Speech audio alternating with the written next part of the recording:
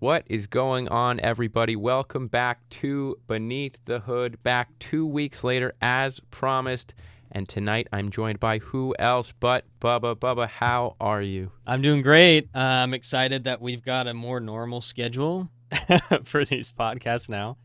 And we've got some fun changes. I shouldn't say changes, fun additions that we're making to the podcast. And today is one of those additions. So we're excited to hop into some really nerdy Assassin's Creed stuff with you guys today.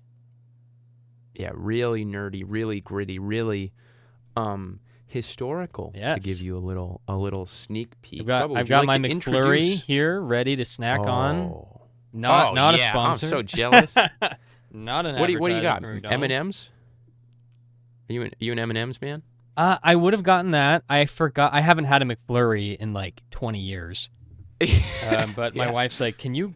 And we got the kids down, and she's like, "Can you run to McDonald's and get me something?" I'm like still hungry after dinner. I'm like, "Oh yeah." So I ran there and was like, "I'm gonna get myself a sweet treat." So I just got the Oreo one. That's what I saw on the menu. But yeah, I freaking love mini M&Ms.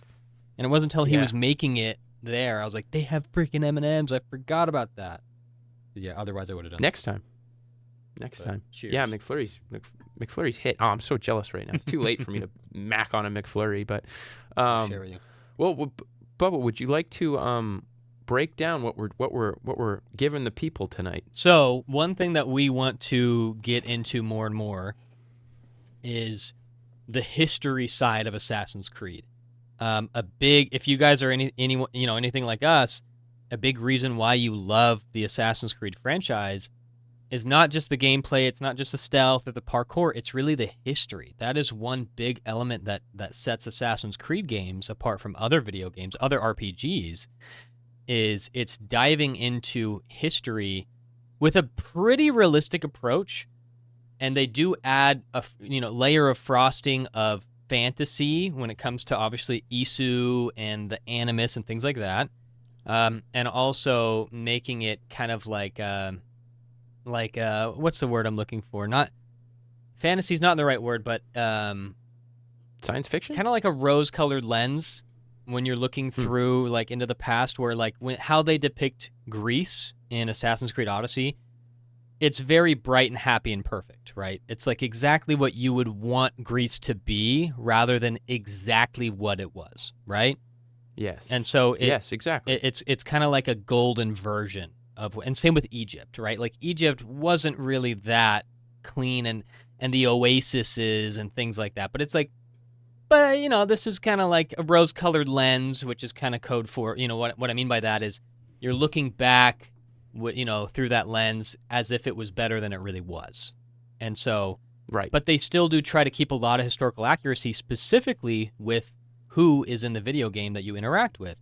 So today, in the future, we will be going more into the history element of Assassin's Creed and talking more about fun, whether it's fun facts or whether it's diving into a single video game into the history and the politics and, the power dynamic of certain characters or events at this time to give you more context into what's going on when you hop in the game. But today specifically, we kind of wanted to start things off with talking about characters in history, so actual historical, prevalent people that existed in those time periods for real in real life that are in the game and that have a presence in the various games. Which there's a lot. You can think of a lot off the top of your head. Both Johnny and I have come with 5 people in history that are in the Assassin's Creed games, and we are going to be talking about essentially the differences between the Assassin's Creed version of this historical person and which one did I say first? The Assassin's Creed version? The Assassin's Creed version versus the real life version. That's what we're talking about today. And we found that there's a lot of differences, but there's also a lot of really awesome similarities, which is no, that is historically accurate. So there may be some that you're kind of familiar with, and I'm sure that there are a lot of others that you had no idea about. Okay, well, Johnny, my first person I want to talk about for characters that exist in Assassin's Creed and in real life, of course, is the GOAT of GOATs, Leonardo da Vinci. You cannot have an episode about characters in history in Assassin's Creed without this guy. He is the GOAT. He's probably the first, when I was playing the Assassin's Creed games initially, I knew he was like the only person that I knew was real in real life. Like I thought kind of everybody else was made up. I didn't realize just how many people were actually real. Which, by the way, in Assassin's Creed 2, it's basically everybody. Like everybody is real except for you. It's kind of crazy. But I want to talk about the differences between him in the game and him in real life. So to kind of go over some highlights, first of all, this is what he looks like in the game. Can you see this, Johnny? Yes. Not in the game. This is what he looks like in real life. So, pretty different, I'd say. You've got the long hair, you got the beard, but the beard's not nearly long enough. I mean, look at this guy's beard. It's beautiful. That's a lot of hair. It's a lot of hair. But some things that I want to kind of talk about. First and foremost, this guy was an inventor. First and foremost, he was an inventor. They depict that very well in the Assassin's Creed 2 and Brotherhood. And some things that he invented, he actually did come up with the concept of a tank, which is so cool. So in Assassin's Creed Brotherhood, you actually drive that tank and shoot a bunch of Templars in that tank. This was always a concept. This was never actually created. However, the concept, it was a blueprint. Like, it was very detailed.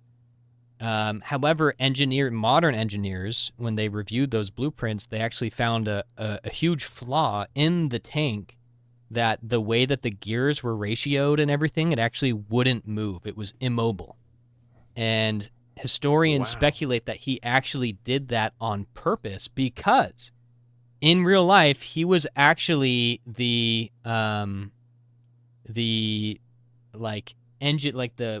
war engineer, or like the military engineer for Cesare Borgia. So again, Cesare Borgia, very real person. And in Brotherhood, it kind of depicts him as being almost like enslaved, where it's like he's forced to be an engineer for the Borgias to design weapons of war for them. In reality, that was not forced. He wasn't like a slave or anything like that. But he actually was a military engineer for Cesare Borgia. So when he designed this tank, historians believe that flaw that they found, where the tank would actually be immobile, if you actually try to make it in real life, they think that he did that on purpose. So then they couldn't take advantage of that machine because he knew how deadly it was. So super cool. I mean, I think that's cool. The other thing that's big in the game, of course, is the flying machine, the winged man. Ooh. So in Assassin's Creed 2, right, you fly over the bonfires in the winged machine. He designed this. Of course, this would have no real, this would not actually fly in real life, right? But he did actually design this flying machine. He never knew if it worked or not, and they never tested it. I don't believe that they ever built one in real life, but he designed it. However, there were other designs that he had made that actually did function. And so he made a theoretical, wingsuit, which is like the squirrel suits that exist today, that the gliders that you see, stuntmen do. He designed one of those, and he, explained how it would work, and that actually would work in real life. The other one, what was the other one that he did? He created, this isn't in the game, but he created a new instrument. It's called a viola organista. It's basically like a piano, but when you press a key, there's like a bow that goes over the string. It's like a constant moving bow that plays. So it's almost like a cello or like a violin, but it's a piano. It's super cool. But that mainly cool. He actually, he was a military engineer for the Borgias. He made like a whole city layout for Cesare Borgia. Which one was it? It was the city of Imola. And so, if I'm saying that right, I might not be, but it was for Cesare in 1502. He made it. He made this huge city map that was the design of the new city and all the stuff, and they actually used it. And so, super cool. But his connection with Cesare Borgia is a little bit different. But he really was, a brilliant designer, a brilliant engineer. He made awesome inventions. One of which we still use today was for like looms. I think they're called looms. What are they called? It's like for sewing. Yeah, looms. Yes, a big loom. It's like how do you mass produce like sewing, like fabrics and stuff. Yeah, yeah. So it's At basically a like mill. the loom that the thread like loops around. He created a machine that automatically threads those. We still use that technology today, which is so cool. Another one is a parachute. He was the first person to design a parachute, and I think somebody, it looks like it says in 2000, actually created off of his sketches, created his exact parachute design, and it worked. So, Wow. someone said that it was actually, they reported a smoother descent than modern versions, which is really cool. So, Oh my really cool. God. So yeah, this guy, it was mostly So he true. was legit. For the most part, right? The relationship with the Cesare Borgia is a little bit different. Obviously, he That is wasn't cool though. an assassin making, cool technology for assassins or anything like that. But other than that, he was. The one big difference was they show that he moved away from Florence to go to Venice, when really he didn't go to Venice. He went to some other town, but it was like. I can't remember where it is. But anyways, Still. he never moved. He never lived in Venice. That was like the only other big difference, which is not a big difference. They just, for the sake of the game, they just like brought him to Venice rather than moving to was it Naples or something like that? I don't remember, but yeah, really cool. So those are the main differences with Leonardo da Vinci. That is really cool. And it is fascinating how Ubisoft tends to, it's the best part of these games, the way that they can kind of connect history and kind of how you're saying at the beginning with like rose-tinted glasses, where you're like, did he have all these exact relationships? No. But are you going to learn a lot that's true about these people? Yes. And this is all taken from real stuff, like the tank, the flying machine, his relationship with the Borgias. Like, it is really, really cool the way they write these stories. And it's one of my favorite parts of these games always. So I'm so glad you brought him up because, honestly, mine. Yeah, go ahead. I was going to say the tank thing specifically, I was so happy that was real, because one big criticisms that people have about Assassin's Creed is like, oh, really? You think it's historically accurate? You really think Ezio drove a tank, Leonardo da Vinci's tank through blah, blah, blah? But it's like, no, guys, he actually made that. Like, he actually made the freaking tank. It just was never created in real life and used in that way, of course. But that wasn't a stretch. Like, that wasn't some crazy mythological, mystical thing. It was like, no, he actually designed a tank that looked like that he drove. So super cool. I love to learn that specifically, because people not Assassin's Creed fans will often use that as like, oh, really? You think it's accurate? Blah, blah, blah. It's like, yeah, well, that has more bearing than you think. Yeah. I didn't even know that. Yeah. It is cool. I mean, it feels like whenever you're playing through these games and you do interact with these characters, these real people, this is when it feels like they're in their bag, kind of. Like the developers are actually having so much fun. Like they're talking to, you can see them talking to each other, being like, how can we make like Charles Darwin work with Thomas Edison? Like, how can this be? Did they ever speak with each other? Were they even alive at the same time? Who knows? But that's the fun part. If you're too critical about it, like the tank, like if they were even around at the same time, it sucks the fun out of a lot of this. As like a huge history nerd, this is the most fun part. And you can tell they're history nerds as well, because they do such a good job with it usually. And that's actually a theme I saw when I was doing my quick little research here about my 5 people. The common theme was that they really represented them pretty well, even better than a lot of other popular media usually has. So the way I kind of structured my 5 people, they're a lot more niche. I'm glad you're doing like Leonardo and like the big ones that people will care about, because mine are a little more like handpicked to be. I really like to see why Ubisoft chose this person and like the meaning behind them and how they interact with the morality of the situation and the morality of the creed and Templars versus Assassins, and how Ubisoft handpicked somebody from history and tried to fit them into this like Templar versus Assassin narrative. So my first one, funny I mentioned Templars and Assassins, my first one's from Odyssey. So before Templars, before Assassins, right? My first one is Cleon of Athens. So I don't know if you remember, but one of the main story arcs was in Athens. There was a big political head-to-head going among the Athenians, right? Of course, there's the Peloponnesian War going on this whole time, and it's between the Spartans and Athenians, but the actual political state of Athens was very much kind of in limbo, and a lot of that was because of Pericles. And Pericles, in the game, and as well as in real life, was much more of a kind of a pacifist and was trying to preach peace. Pericles dies, and he dies in the game as well, and who's there left? The people look to, and they find Cleon. So who was Cleon in real life? He was not an aristocrat.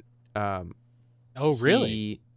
Yes, he was just a skilled public speaker. He was extremely popular with the lower class. He was aggressively pro-war against Sparta, which is directly opposed from Pericles. So it's really cool that it's not really cool. I shouldn't say it like that. He sounds a lot like a certain German man in World War II. A lot of the things he says. So a big part of what he believed in was attacking elites, framing compromise as weaknesses, and he was very aggressive. He was very popular, which is the odd part. When you have such a skilled public speaker, you can actually weaponize democracy, which is exactly what he did in Athens at the time. He simply, through being persuasive and strong and patriotic and riling up the people, convinced them to go to war with Sparta, and which was something that was hotly contested in Athens at the time. It's the only really prolific democracy in the world at the time where you would listen to the people and all this stuff. And he was very quickly, in the very first democracy in the world in history, I believe, or one of them, he was very quickly turned to weaponize this democracy to get what he wanted, which is really, really interesting. So that's really who he was. So what this says here is he wasn't necessarily evil, as he is portrayed in the game. He's not like a terrible person, but what's that? Shits or anything like that. Say that one more time. So sorry. He's not a Templar. No, well, he's not a Templar. However, he uses why I chose him, because I think he's interesting, is he uses freedom to control. So he's using democracy, which is usually a nice sign of freedom, but he's using that in an attempt to control people, to get what he wants, to make profits off the war, which is a fascinating way to write a Templar, in my opinion, which for all intents and purposes in this game he is. So to compare him to, in the game versus how he is in real life, he was a populist politician in both. He was anti-elite in both. He had a pro-war stance, very extreme in real life, and more of it's his more sole character trait in Odyssey. That's who he is entirely. He's very ruthless in both real life, documented, and in Odyssey that represented him that way. Of course, he's not part of the cult of Cosmos. He wasn't part of a cult or anything like that. Nothing more nefarious behind the scenes, in which you realize the cult of Cosmos in Assassin's Creed Odyssey is profiting greatly from this war. He was more doing it just for his own personal benefit, basically, and to fight the elites and all this other stuff. In real life, they say he wasn't necessarily as manipulative, but in the game, he's seen as very sneaky and evil. Yes, where the game takes liberties, he was not part of a cult. He did fight and die in battle, and his motives may have been sincerely patriotic, like I was saying. Not he was trying to rile up the people to fight the elites, whereas in the game they more paint it as getting money and, for the cult and things like that. So, and it's interesting the way that it's broken down. Assassins value individual freedom, Templars and the cult value control through fear, and Cleon weaponizes freedom into gaining control, which is really, really a cool way to write a Templar, like I said. So everything's accurate, from his popularism, warmongering. He hated the elites. That's all really true in real life. That's who he was. That's what he stood for. That's what he kind of made his platform out of, and how he gained popularity. Like I said, it sounds very similar, if you're a history nerd, to a certain guy in Germany who maybe I shouldn't say the name of. I don't know if that would get flagged or something like that. But he was just a really talented speaker who was very passionate and was able to gain all this popularity seemingly out of nowhere just with his voice. So I think it's fascinating. But his pure villainy, his evilness was greatly exaggerated in the game, as he was a very popular political figure. But most of it is true. And I think his take and Ubisoft's take on him using kind of weaponizing freedom, which is an assassin trait, to gain control, which is a Templar trait, I thought that was super cool. So yeah, that is very cool. Well, and if you think about it, less than 100 years, so frankly just a few decades before that event was the battle with the Persians and the Spartans and the 300, and they, fended off the Persians. And there were a lot of, there were some, I don't know if they're Athenians, but specifically in, what was that town called that was like hit by the plague? Oh God, his home place. He's from yeah, that place. the island. Yes, I forget it. I'm forgetting what it's called, but yeah, they depict it in the movie Hercules as well, and they joke about like, oh well, before the first plague there was the other plague, and there's the tornado of dust and all this stuff, and yeah, they kind of got cooked, and the people thought that they were cursed because they supported the Persian invasion, and betrayed the people of Greece. But yeah, less than 100 years before, they were great allies with Sparta, and so to go to essentially civil war was crazy. Yeah. And he was a very good public speaker to be able to convince the populace of something like that. And yeah, having that parallel or drawing that line that really doesn't exist of him being a part of the cult of Cosmos, of course, that makes sense. It's like, yeah, this guy totally would be. Right. Yeah, exactly. And weaponizing freedom, I love that. That's such a cool thing. I didn't even think about that in the game. There's some, in Odyssey specifically, there are some cutscenes that I struggle to, because all the cutscenes are the same for the most part, unless it's quite literally like a cinematic. Right. But, yes. And they're all beautifully done, even just the non-cinematic cutscenes.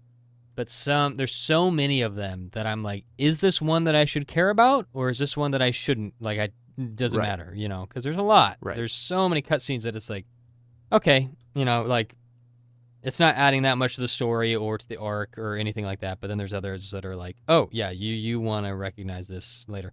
Who's the guy that you also name drop? Or I don't know if you talked about him yet. The scene in the warehouse, the docks, that one Spartan shows up and fights. The Spartan soldier with you. Yes. Yeah. What's his name? Yes, I forget his name. Something very. Dude, Greek, he's a badass. But we're not talking about him today. But again, same thing. When he dies from your brother, or I say your brother, from either Alexios or Cassandra. That's the worst death in any Assassin's Creed. That's brutal. 100%. Dude, it took me so off guard. I was like, wait, what? Like that. They show him fighting, and then he gets his head stabbed through, and then he gets carried by his head. Remember, or he, I don't know, whoever you played as, picks him up by her spear and just throws him to the side, and it's like, oh, like a pretty central character just got massacred in front of us. And he really died in that battle. Not like that, but yeah, he actually died in that battle. So it's like inevitable, right? It's like, no, this happened. Yeah. But yeah, he's a badass. But yeah, again, I remember looking that up. Like, did that actually happen? And they're like, yeah, he died in that exact battle. So, so cool. There's some story beats that they cannot avoid, right? It's like, yeah, no, we need to figure out how to implement this character and kill this character according to how they actually died, Right. Because not a lot of them, a lot of them died pretty young, especially back then. Yeah. So. Very cool. Well, that's awesome. Well, I'll go ahead and change my number 2. I was going to talk about somebody else, but I'm going to go ahead and talk about King Leonidas. Ooh. That is one of mine, also from Assassin's Creed Odyssey. Oh, you're changing it to be with Odyssey theme? Is that Yes, yeah. It was like number 4 on my list. Perfect. Let me go ahead and change my screen for Johnny here so he can see what I'm talking about. But King Leonidas, let me make sure I got the right tab open here. So what a beast. Very cool thing about King Leonidas. Let me show a picture of him. This is what he looks like in the game. They kind of depicted him similar to the movie 300, with Yes, Gerald Butler, 100%. right? Very similar. Not, they depict him as quite a bit older in the game. He's very wrinkly. He's probably in his 50s, but just in his prime still. Like this guy, there's no stopping him, right? In the game, obviously, they have him being very closely related to Isu, and he has the Spear of Leonidas, which is like, has crazy powers, and you learn that he's tied in with the Isu on such a fundamental level, not just with his weapons and his knowledge, but his DNA. And so he is a very powerful, essentially demigod in the game. But in real life, he's just a man. He is a commander. It's always talked about his troops of, his 300, which actually did happen and all, but really he commanded an army of about 1,700 military men.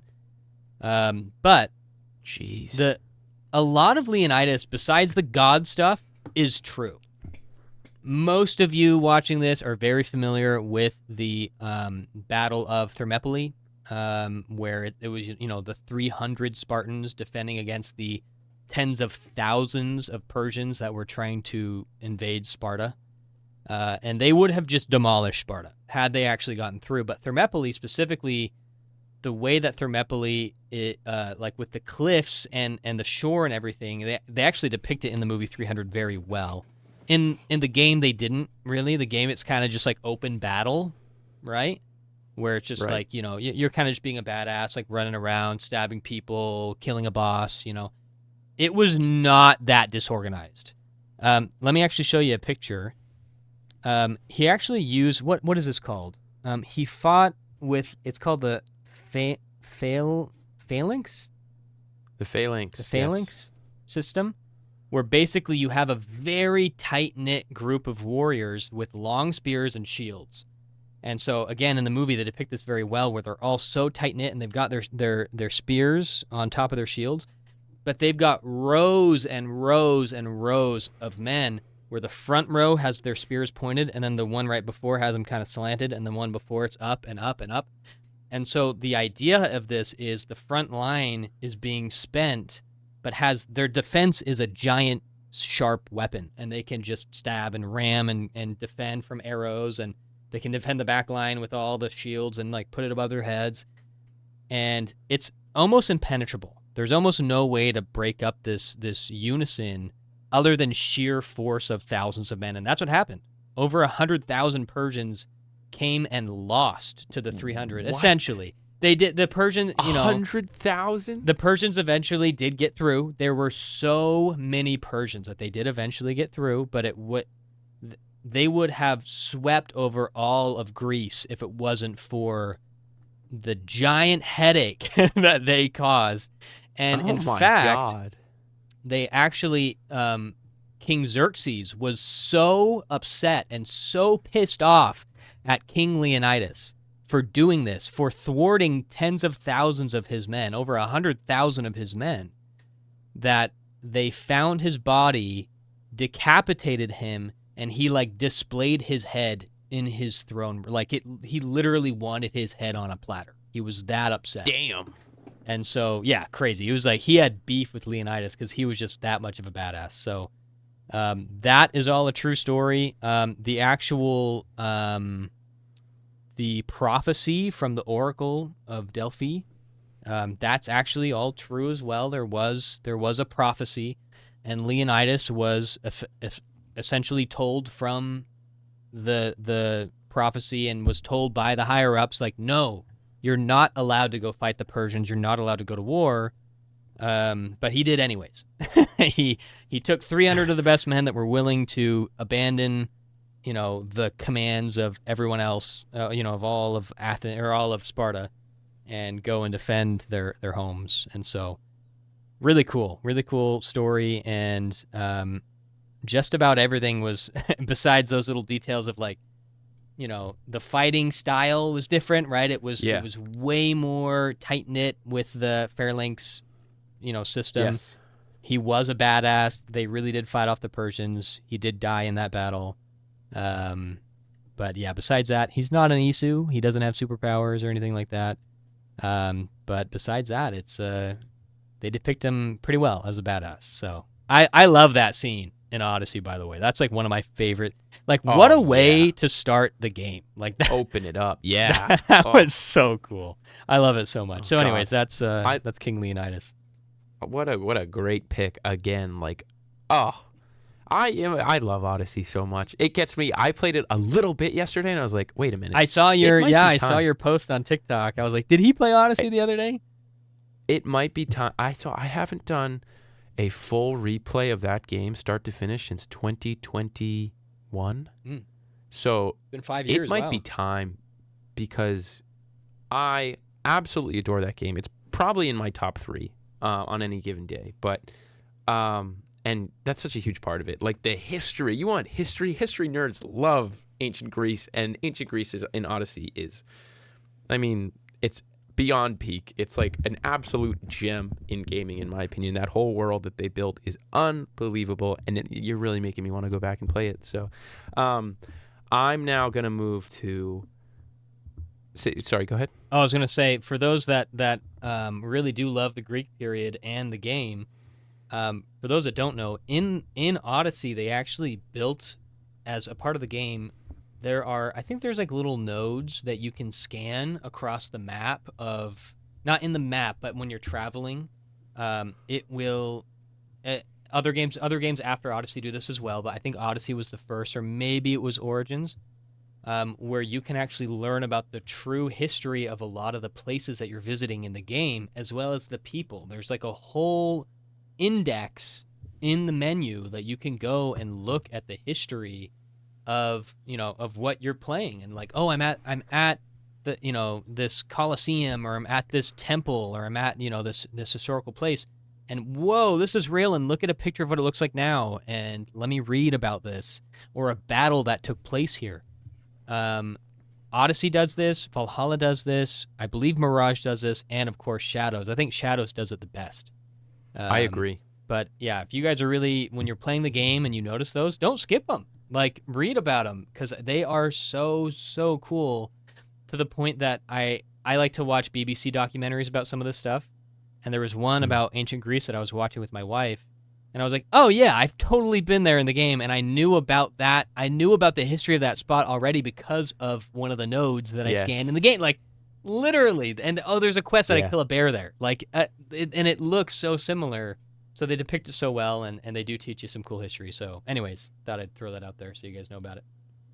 Well, those little nodes, I mean, that's almost kind of what we're trying to do with these more history-focused episodes, because when you read those nodes, like, immersion times a million. Like, that's when it gets so much more, like, you just become obsessed with it when you start to recognize that, like, wait a minute, this isn't just a video game. Like, I don't know, 60% of this is very real and very true and did happen and very relevant, and these places are real. And that's where these games, this is the reason Assassin's Creed is like my favorite franchise. It's always the setting they put it in, and the work they do to bring the immersion in is second to none. And when you add those real life things, that's when it goes to a whole new level that very few other gaming franchises achieve, in my opinion. So I totally agree, and that's kind of, like I said, it's kind of what we're trying to do here. We're trying to help you guys with that immersion, so you can appreciate these characters better. And so, speaking of my next character, we're going to Black Flag, and we're going to, I believe, technically the second character you meet in Black Flag, being Steed Bonnet. Oh, I believe is how you pronounce him. Are you familiar? No. That's not Captain Kidd, is it? Is that Captain Kidd? No, Steed Bonnet, super interesting guy, lived 1688 to 1718. So this is the, like, kind of fat, chubby loser guy you meet in the beginning, the little merchant man. I remember learning about this guy, and I was like, wait, what? He's real? Yes. And he actually had this crazy history? Yes, so he's an interesting guy. So Edward meets him, and he's kind of a bumbling idiot. And he's like, well, this is kind of cool, this whole piratey thing. I'm more of just like a noble merchant man myself, but who knows? At the very start of the game, right? He's the one at the very start. Correct. Like when you kill that assassin, take his robes, and you find him like with the red coats. Yes. Exactly. And you like save him real quick and you're like, I need you to take me to shore. And he's like, okay, sure, whatever. And it's kind of, you get this weird relationship of like, I don't know, like the quarterback talking to like a total nerd. Like you get that like Edward probably wouldn't normally be friends with this guy, but he is quite friendly with him. And that's what first of all, it's a really nice part of Edward where you see like he's very human and he's very like approachable and friendly guy. And so he's talking to this like bumbling idiot. And then like a couple missions go by and then you see he's like a pirate and like he has his own ship and it's weird. And then whatever, the game goes on and he changes and I will get to that. But so who is this guy really? He really was he not driven to piracy by anything. No revenge, no like monetary anything. He was, in real life, a wealthy, educated, socially respected man who was married with kids. And he up and left to be a pirate. Like, that's the real history. Yeah. And that's why it almost looks so absurd in the game when that's exactly what happens. And you're like, what the hell is this guy doing? So, let's see. Accounts suggest that he had some dissatisfaction with his domestic life. Maybe he was depressed, but he had a romantic obsession with adventure. He didn't fall into piracy, he chose it. And this is interesting because so that's real life. In the game he does the same exact thing. He sees Edward do it and he's like, "Okay." So in the game they kind of make Edward his motivation to go ahead and do it, but it was still a choice. This is where it gets really interesting because Steed is a mirror. He's a foil is in what a lot of people would call it to Edward, right? So Edward begins as a, he's in the opening scene as just like a sailor. What do they call him? He's like a private, a lieutenant, something like. Yeah. So and he's with Caroline, right? His girl in the beginning, and he's like, I need more, and he's seeking adventure, and he's seeking money, and he's seeking to better himself and be bigger. Edward chooses piracy. Steed chooses piracy, but for completely opposite reasons. Edward's chasing wealth, Bonnet's chasing meaning, and then. The way that, huge shout out right here to, I believe it's Arav Ghost, ARAV_Ghost on TikTok. I remember this post he had from years ago, and it's this really, really cool moment in Black Flag. This TikTok account's a Black Flag like only account. He loves Black Flag, this guy.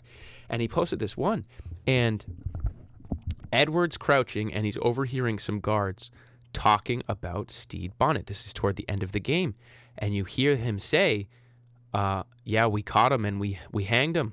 And then you look over there, and I believe this is in the video, you could go and see his grave. So you see this guy who came up now, who Edward met rather innocently, was very friendly with throughout the game. They come together and go apart in the game. He meets him a couple times, and he's like being a pirate and stuff like that. In real life, Steed Bonnet was captured and hanged from the neck, as they say, and killed and died for being a pirate. And it's funny when you draw these, the way that they work in this real pirate into Edward's story is fascinating because this is a major part, not Steed specifically, but this whole theme of like the consequences of your actions and like not being careless and, how Edward has to wake up to the creed and not waste his life and his talent, right? That's the whole theme of it. That's why he watches all his friends that he makes throughout the game die. And this little Easter egg they put in about the most innocent person he met, his mirror character, they both became pirates at the same time. They got into this world at the same time. They mirror this at the very end of the game. You learn that he died. And Edward, all of a sudden, not because of this, again, this isn't brought up directly. It's more of a background fact.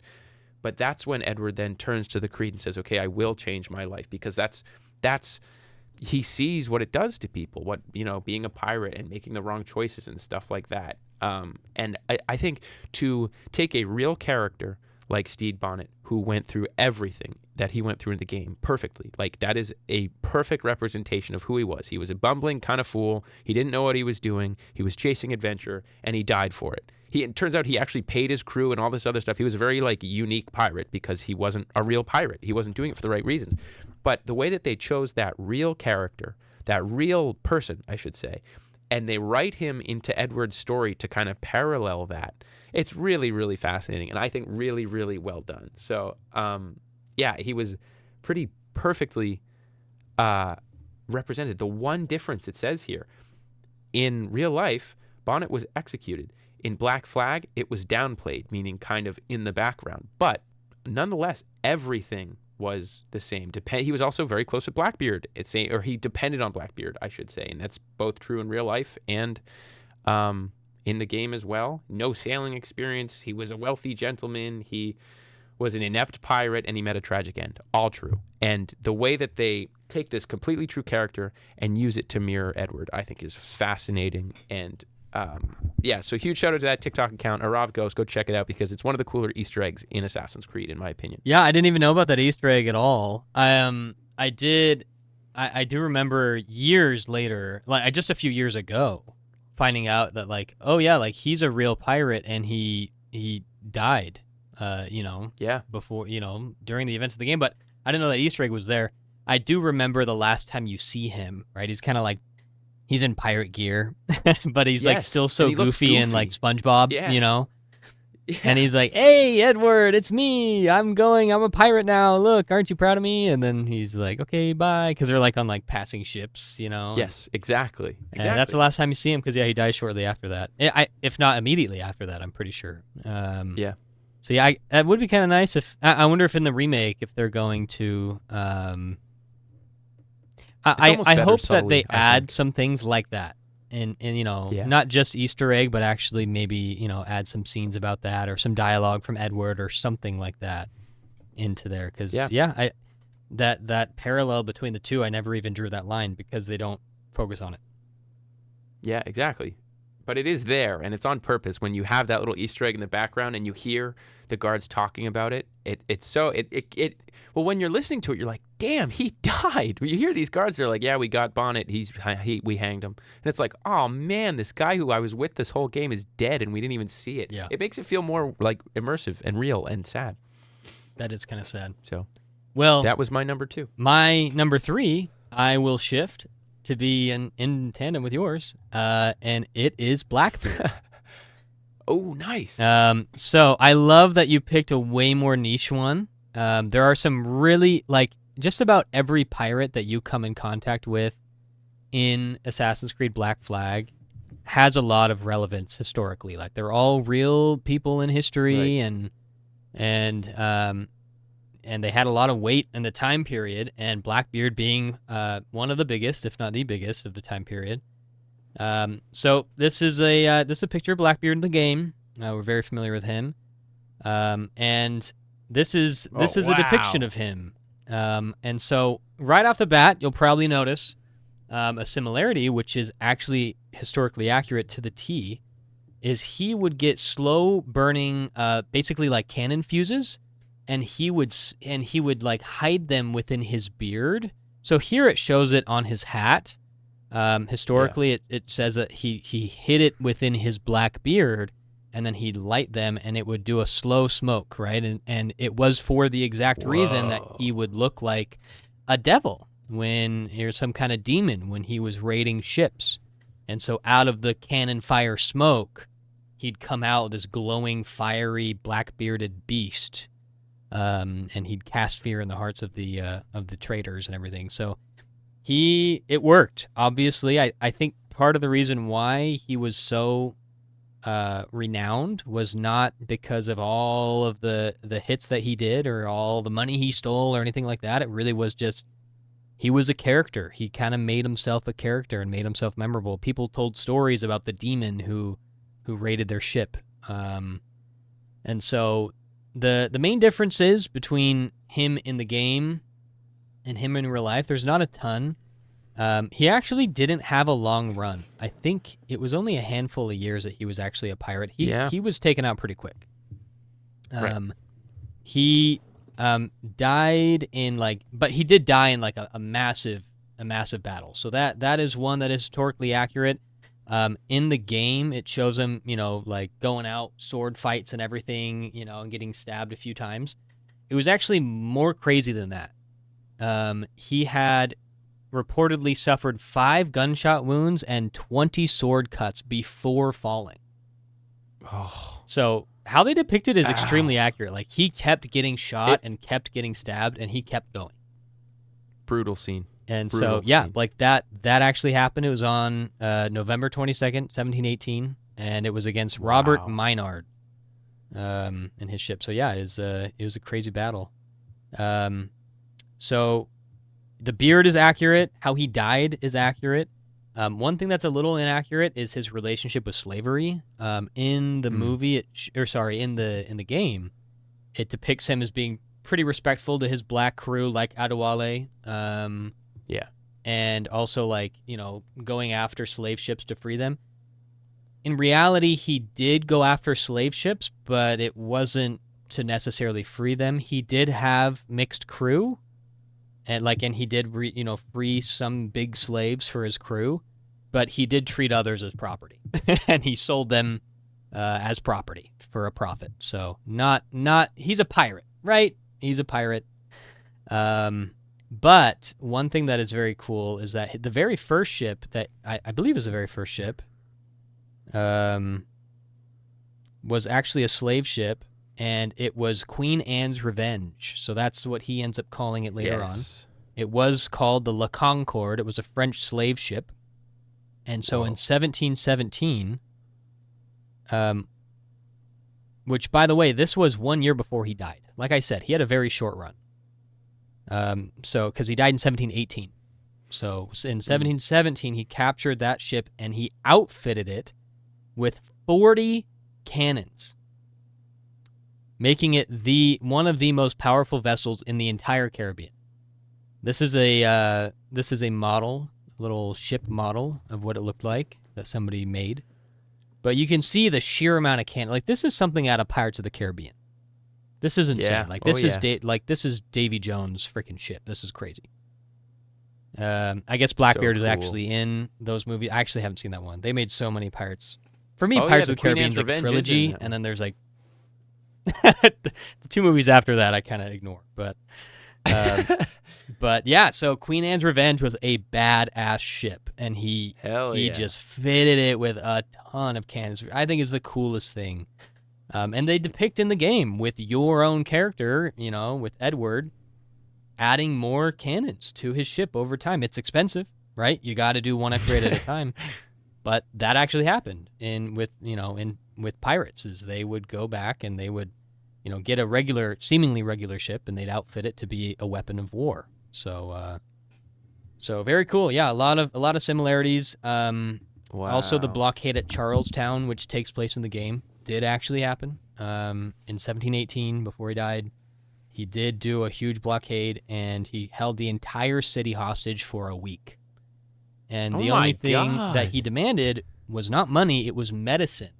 And that's probably because of syphilis. A lot of pirates had syphilis.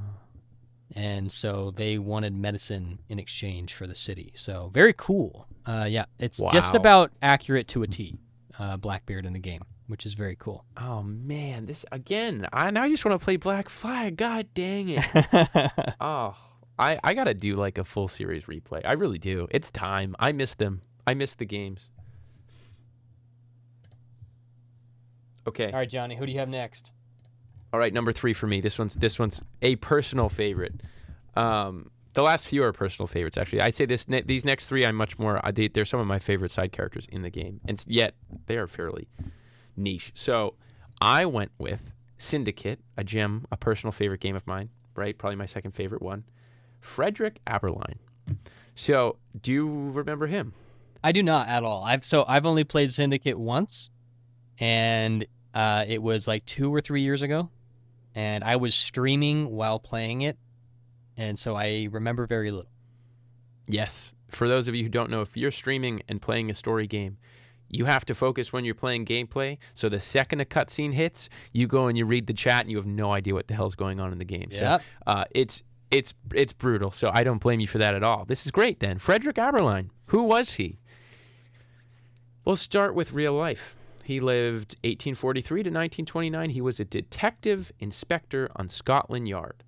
What was he famous for, you ask? He was the lead investigator during the Jack the Ripper murders in 1888. So is this part of the DLC? Is he in the DLC, the Jack the Ripper one?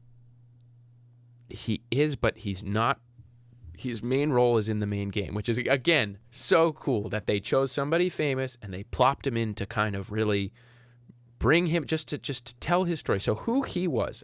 Arlen was not a legendary super detective. He was a career policeman in an era where modern detective work barely existed. Basically, I mean, Victoria-era London, you're in like the Gilded Age. Things are not...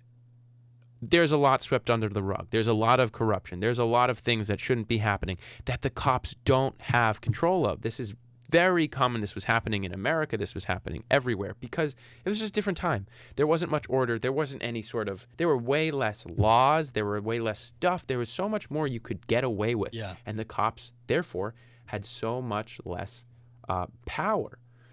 I guess in real life, he worked mostly through interviews, informants, observation, pattern recognition. There was no DNA, there's no forensic stuff, there's no science behind criminal stuff. So you have to go on things like talking to people and sneaking around and kind of listening and spying and observing, and that's kind of how you like, oh, gotcha. It was very different time for detective back then. So why do I pick him? Why do I think he's so interesting? It's kind of, once again, his role in this whole kind of assassin, Templar, control, freedom, battle that's happening in this series. So in the game, he's an ally and a quest giver. He has a whole quest line. So you basically, what you do for him is you capture people. You don't kill them. He will give you a reward if you kill them, but you don't get nearly as much. You have to basically knock them out and take them to him, and then he will arrest them. So he acts as a moral and institutional counterbalance to the Fry twins. This is the important part. This is the cool part. So he represents lawful authority through an ally when you're really personally, you, the player, are running this city through gangs, right? As Jacob, you're running around making gangs and doing very illegal things and all this stuff, and yet you're working with this cop. So I think that his kind of relationship, once again, with like this battle is really interesting because in every Assassin's Creed game, the very main cannon fodder, if you will, is law enforcement. Yeah. Okay, right? In AC1, it's knights. In AC2, it's the guards, right? In AC3, it's the redcoats, Black Flag, redcoats. In Unity, it's the French guys with the guns, right? It's the cops. The cops. In Syndicate, it's literally cops, right? It is literally the blue dressed up policemen. And so throughout these games, and through a lot of these kind of similar superhero shows and good versus evil and really exaggerated themes like Assassins versus Templars, what's usually caught in the middle is law. And because, assassins are killing people. They're not doing good things, but they're just ending the things of the really bad people, which are the Templars. But yet none of it's lawful. So in between assassins, which is like extreme, freedom at any cost, and then you have extreme control at any cost, is law. It's kind of similar to Cleon and what I was saying. It's kind of this in-between where he's promoting freedom through control. So, but what does he do? He works with the Fry twins. So despite him standing for justice and lawful good and all the stuff which he does in the game, he's constantly like reprimanding them and saying like, can you not do this, yada yada yada, and he's sneaking around them. And there's one scene he dresses up as like a lady and he's eavesdropping on them and all this other stuff. He's really goofy and really odd and awkward in the game, which apparently is fairly close to his real life depiction.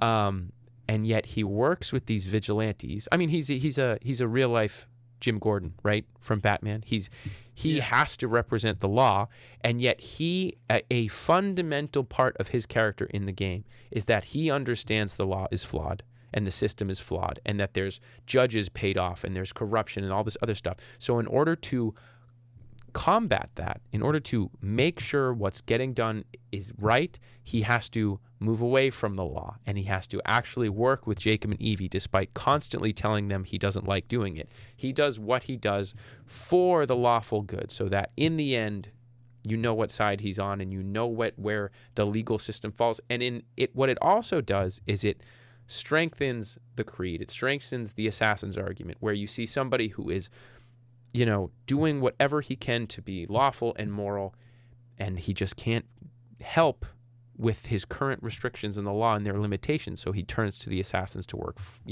for him and to get his work done because he couldn't do it any other way. So the differences and similarities, again, extremely accurate from everything I can understand. He was a Scotland Yard detective in both real life and the game. A methodical approach. Apparently, he was very methodical, and he was one of the first actual detective-y detectives, like the stereotypical, let me chase this and do this, whereas a lot of cops at the time would kind of just, whatever. They'd look past it and wouldn't really care. He was limited by the system in both real life.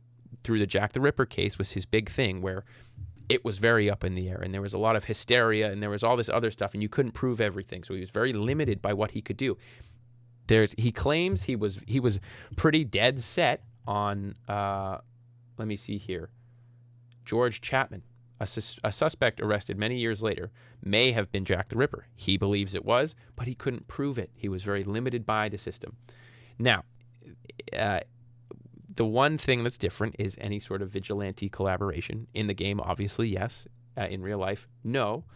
But he had an obsession with Jack the Ripper in both Syndicate and real life. And it kind of, again, I kind of like the liberties they took, where they were like, okay, if there were these crime-fighting vigilantes and he was so obsessed with Jack the Ripper, he might have turned to them. Like that, he was so obsessed with it, it falls within his character to do so. So what a minor character, and yet I think his role in all of it, actually having a cop in this role in every Assassin's Creed, being the law, always gets put in between this conflict, and you just kill millions of them throughout all the games, right? That you're actually working with one, and you see that the role that law plays in this conflict, I think is fascinating. So that is why I chose him. I love that. Yeah, I love that character choice. I think one of his missions was, there's an assassination mission. Maybe it's not. You'll have to tell me. Where you're killing this doctor who's doing these gnarly experiments on humans. Yes. Is that one of his? And then you disguise yourself as a corpse, and then you come out of the sheet and kill the guy? I don't think that's one of his. I think that's one of the actual main story missions. But you do work with him through the main story. His missions are a total side piece. You have his own quest line, and you have your own gear you can get through him. So those are much more...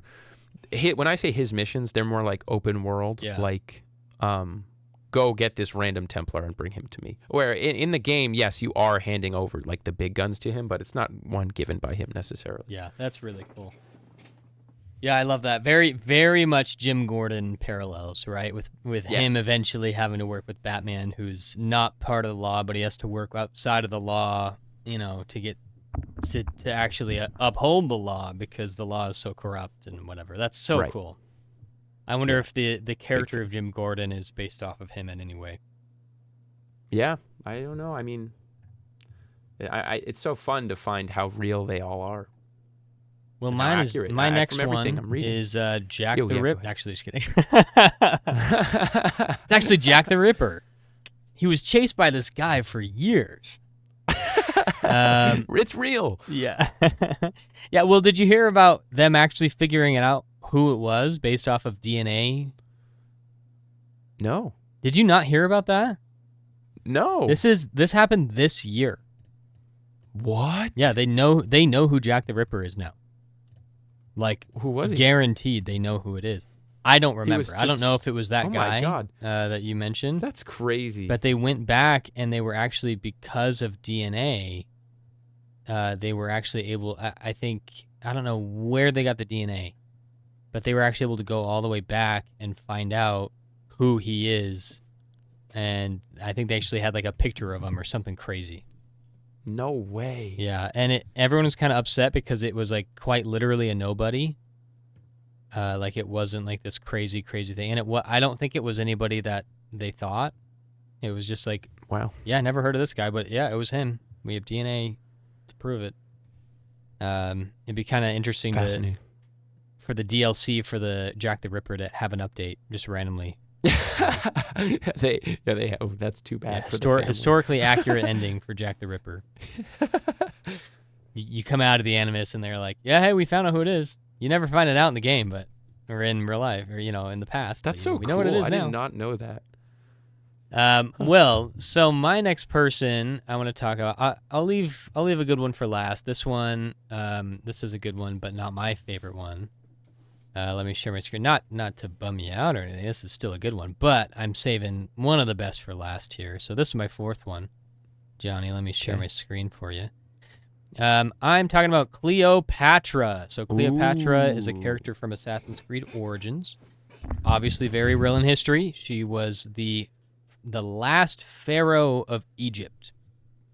That's what's kind of she's mostly known for. It is really like the old way of Egypt is now retired. It is done. It is closed capped with her, because everything after that is no longer pharaohs and gods and things like that. It's Rome, and when it's not Rome, it's other leaders, other empires, other rulers, and then eventually Egypt as it stands, in modern history, with them being their own thing, which is kind of more recent with Egypt being their own country and everything. They've been under occupation a long time. So, but Cleopatra actually has a lot of differences. One of them being actually her appearance. This is what she looks like in the game, right? This tan goddess-looking chick. Yeah, very nice. And I like that. In real life, it is very widely debated how, to put it bluntly, how brown she was, how Egyptian she was, because we don't know who her mom was. We do know who her dad was, and we know that she is Macedonian. She's from Macedonia in Greece. So Macedonia is just like northern Greece, kind of border of Italy. It was its own country for a while. That's where Alexander the Great is from. And so very white, right? Very, very white. And so if you look at a lot of depictions of her, she looks like this, where she's very pale. There was that one Netflix documentary that came out that they depict her as like quite literally being black. If you guys saw any TikToks about that, I don't know why. My TikTok like 2 years ago was blowing up with all of that controversy. And you can go down that rabbit hole as much as you want. But she was likely pretty pale. And a lot of people describe her as having very pale skin. So that is one big difference, her own appearance. But also not just how white her skin was or not, but her actual attractiveness. They actually depict her as basically being a model goddess. she's drop dead gorgeous in the game. And in real life, that was nothing of note. Like, she was kind of just a normal looking woman. And of course she's, the pharaoh, so she's going to zhuzh it up as much as she can. But she was more known for her intellect. She was an extremely intelligent woman, which I don't think that they depicted in the game very well. They kind of depict her as scheming and, trying to get in bed with the most powerful people and things like that. And she's really using her sex appeal. Like there's a scene in the game where she literally tells Bayek or someone next to Bayek, like, I'll let you lay with me, but only if you let me kill you in the morning or whatever. Like, if you let me kill you, then I will let you sleep with me. That I think that they kind of just made that up. There's nothing that shows anything about that I could find. But again, she wasn't known for how sexy she was. She was really known for intellect. This chick spoke a dozen languages. How many does it say? Trying to find it. Man, it doesn't say here, but it was like literally 10 different languages. It was crazy. She speaks so many different languages. It says that she was a polyglot who spoke up to 9 languages and was the first in her dynasty to ever learn the Egyptian language. Oh my God. Because the Ptolemy, if you remember the Ptolemy family, they're all Greek, right? So before the Romans came in, it was the Greeks. It was Alexander the Great, which is why you have the Library of Alexandria. There's a huge Greek influence. There's multiple Greek towns within Egypt at this time. So Egypt, during this time of the game, is in this transition from Greek influence and Greek rule from Alexander the Great, and now it's Roman influence and Roman rule from Caesar. And Caesar is like obsessed with Alexander the Great, and that's very true. That was very true in history. He was trying to become the next Alexander the Great, which obviously he did. But you see that in the game, and so she was Greek. She was essentially Greek. But yeah, she was very smart. She was very tactical. She was an amazing tactician. And she spoke all those languages, which if you speak another language, you know how hard it is to learn another language. Now add 9 more. Like she was so smart. It's crazy. Do you speak another language? I speak a lot of Filipino languages. I served a church mission there for years. Wow. And so I speak Tagalog, Ilonggo, and Cebuano.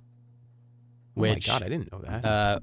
The main one that I learned was not a written language, so that was difficult. My God, which how do you back then learn that was kind of the case. Like there wasn't, I guess she was very well educated, so she probably had a lot of great teachers to teach her those different languages. But nonetheless, very, very cool. But she was also a patron of science and medicine, so she was she was a scholar almost first and foremost, but great tactician as well. What is true is her relationship with Julius Caesar, for the most part. Johnny, you'll have to remind me, does she actually get married to Julius Caesar in the video game? Oh my God, I don't think so. I kind of thought that she did, but in real life, I thought we killed both of them, don't we? No. We kill both of them in the game? We definitely kill Caesar. Yeah, we kill Caesar as Aya, which is that is Yes. all accurate. How he got stabbed and stuff. That's very famous. But does Cleopatra die in the game? Oh, maybe not. Again, it's been probably 4 years since I played through Origins. I actually don't remember. So their relationship, they did have a relationship. Her relationship with Caesar, though, was very controversial. It was an affair. It's so messed up. History is so weird. But with the pharaohs, with her being like the female pharaoh leader, it was required that she was married to her brother. So she was actually married to her younger brother, according to Egyptian law, which is so messed up. Bad law. But she had this affair with Julius Caesar for a few years, where she actually went to Rome and she lived there and she moved to a few different times there. But at the time, polygamy was not recognized in Rome, and he was already married. I don't remember who he was married to, but yeah, Caesar was already married to somebody else. So it was extremely controversial that he had this affair with Cleopatra, because he kind of did it openly. He, bottom line, was doing basically doing polygamy, because he had her live in one of his homes, and she stayed with him for years. One thing that is historically accurate, funny enough, is actually how she got into Caesar, into Caesar's home initially, how they smuggled her in that rug, if you remember in the video game. Oh, that actually happens. Yeah. They actually sneak her in to Caesar's place. It wasn't necessarily exactly a rug. It could have been a big laundry bag or a bed sack or something, but she was smuggled in to Caesar's place. But that's what I mean. The little things, man, they get it right. Yeah. So she does actually end up having a kid with him, and they do name him Caesar after him. Whoa. But it's a different. It's something Caesar, but they actually called him Little Caesar. So no way. Pizza. Yeah. So her son was Little Caesar. He was never officially recognized. He was definitely a son. It was confirmed. But he was never recognized within Roman law. As an heir. And so, as an heir. So it went to Octavius rather than to, nothing went to Little Caesar. Again. Wow, that's a fun fact right there. Yeah, what's really messed up is later in life, the affair ends with Julius Caesar. Julius dies. And before Cleopatra dies, she actually marries Octavius, who is his, grandnephew. Caesar's grandnephew. Oh, wow. So, there's just so many crossing the line. It's a freaking crazy web of incest or family relations or whatever. Welcome to history. The the final thing I want to note on Cleopatra is her death. It is true that it is historically accurate that she did die from poison, and it was historically it was suicide. Whereas in the video game, I don't believe that we ever get a scene, and this kind of bugged me in the game. We never actually get the scene of Aya killing Cleopatra with the snake. Because that's how the story goes, is that Cleopatra ended her own life with the venom of a cobra. But more historians have gone back and said it could have been a poisonous ointment or a toxic hair needle to ensure a quick death. Like it wasn't necessarily a snake bite. Right. But it could have been, and she was poisoned to death. And it was suicide. But in the game, it's Aya, who is Bayek's wife, that kills her with the snake. But we never see it in the game. The only reason why we know that actually happens is, funny enough, in Assassin's Creed 2. There are in Ezio's home, or I should say in Mario's home in the basement. In the basement, there are the statues of the great the assassins, the great assassins throughout history that they're kind of honoring with the statues. And of course, you have Altair in the middle, and you have the Altair armor. But one of those statues is Aya, which is how we knew about Aya way before Origin.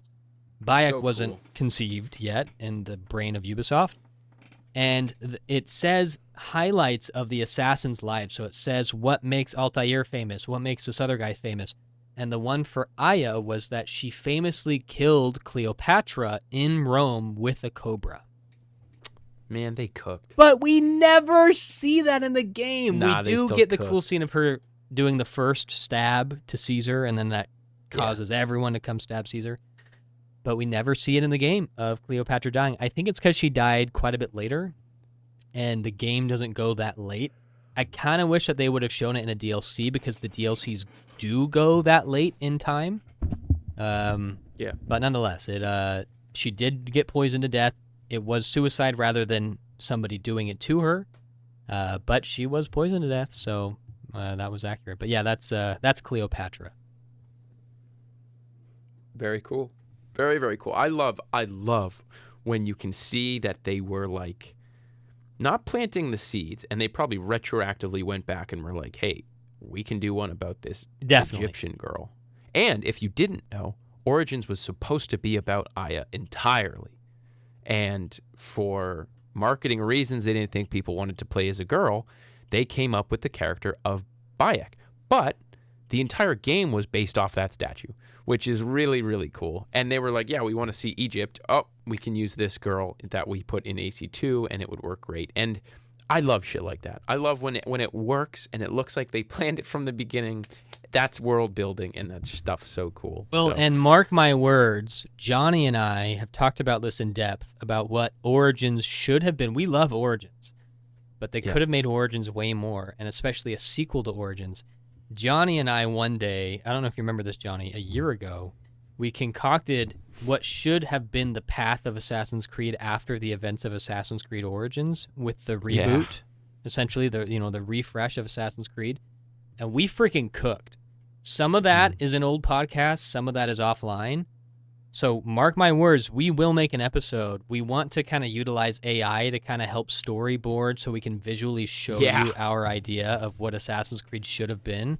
They can still technically do it and get away with it, but we're going to storyboard it, and we're going to make it pretty for you guys and make it write kind of a broad script of what the story should have done. And it's going to be sick, because we were freaking cooking, and we have the best. we got some good ideas. Fan fictions. We do. Hire us, Ubisoft. Hire us. Our fan fictions go crazy. All right, for my fourth one, this is more a personal favorite, like one of the coolest characters in recent memory, and I was more so interested just being like, how real was this guy? So I have a feeling this is going to lead into yours next one, but I don't know if it will or not. The person I chose is Hattori Hanzo from Assassin's Creed Shadows. So Hanzo in Shadows is this like really, really, really badass, like almost like mythological, like perfect badass. I don't even know how to explain it. Everything about him is like aura. It's cool. He's got the coolest looking armor in the game. He's got the coolest voice. His voice acting's sick. And basically his role in the game is like this silent, watchful protector of Naue, who, like, I believe, played it almost a year ago now, but I believe he had a thing for Naue's mom, and she wouldn't go with him. He basically graduated from the Kakushiba Iki, which is the assassins, the assassin order they had in Iga. He basically graduated from there and like left them and had a falling out with them, but basically had a thing with her mom and it didn't work out, whatever. So basically he spent his whole time watching over Naue and protecting her. And this is where we get to the real life part, is really, really cool. Turns out he was very real, and his existence gives a lot of insight to the game, which is really cool. So Hattori Hanzo Masanari, he lived from 1542 to 1596 during the Sengoku period, which is the Japanese age of constant civil war. Where was he from, you ask? Iga.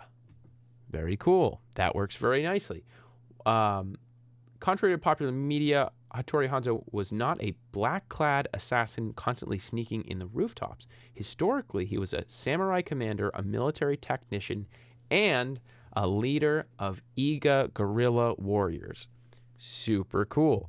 So again, this is kind of like, you can see the devs and the writers being like, how do we work some sort of assassin group into real life history? And they were real. There was this like special group of Iga warriors. They were called the Iga warriors, or the Iga Ryu ninja, were legendary covert agents and guerrilla fighters from Japan's Iga region, renowned for stealth, espionage, explosive, unique ninjutsu skills, often serving under figures like Hattori Hanzo and later as guards for the Tokugawa shogunate. So, Tokugawa, who's that? What is he? What's this? Why is Hanzo relevant, you ask? Well, he became legendary because after Oda Nobunaga's death in 1582, Tokugawa Ieyasu was stranded deep in enemy territory. And so what did Hanzo do? He organized these Iga guerrilla fighters, and they went in, basically extracted the shogun and saved him, and saving his whole dynasty before it even began. This is very accurately portrayed in the game. So, and to give a little more of a background, Tokugawa was part of this larger story that basically he was the third of the three great unifiers of Japan, along with his former lord, Oda Nobunaga, and fellow Oda subordinate, Toyotomi Hideyoshi, who I believe is also in Assassin's Creed Shadows. So all of this is real, and I love when you can see, like, I can picture the writer's room. They're going, how do we work this in? How do we work some sort of assassin group in? And how do we work some historical figures in? And turns out there is this secret ninja Iga group of people, and they said, great, we'll put this warrior here. And that's when they add her dad, who I believe is a totally fictional character, and now he's a totally fictional character. But nonetheless, Hanzo's relationship with these assassins, with the Kakushiba Iki, with basically Naue's mom and Naue and this group of assassins, is all very real and actually did happen. So I thought it was fascinating. I think that is so cool, and it really gives some insight to why they chose who they did. So it says here, in Shadows, he's a key political and military figure. He bridges the worlds of samurai authority and shinobi tactics, and he acts as a strategist, mentor, and ideological counterweight. He's not portrayed as a rogue killer. He's portrayed as someone who understands when subtlety is more effective than honor-bound warfare, and this is a very, very accurate interpretation. He's very intelligent. He's very strategic and tactical, and he chooses discipline over spectacle and precision over brute force and all this other stuff. So supposedly it was extremely accurately depicted. They did lean into his more mythological side. Not that he has any powers, but he's like I was saying earlier, he's like oozing badass and oozing aura in the game. And apparently, like, that's a common way to portray him in media because he saved the eventual shogun. So he was basically raised to like stardom or fame. It grew way after his death because of the fact that he saved the shogun. So really cool. And once again, I think Ubisoft does a really good job of writing real history into their game to make sense. And they put in probably one of my favorite characters in the story. And it's also so cool because, like, I would never know who this is, right? This guy who really did exist and really did lead this like guerrilla clan of these ninjas and did save the shogun, I wouldn't know who it is. And Ubisoft says, great, we're going to tell his story, we're going to tell his story, we're going to tell his story. Really, really cool. One of my favorite characters in the game, and I'm so happy that it was all real. Well, that is very cool. Yeah, I love that. So much of in Assassin's Creed Shadows, there is so much, like, again, just about every main character that you're talking to, and even side characters that you're talking to, are like real life people. They really dove into it. My only complaint is that Hanzo wasn't in the game enough. I don't know. I agree. Is he in the DLC a lot more? No.